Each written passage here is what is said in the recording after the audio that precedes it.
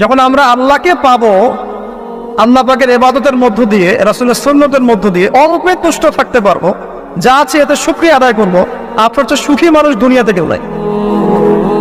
কেউ নাই দুনিয়া।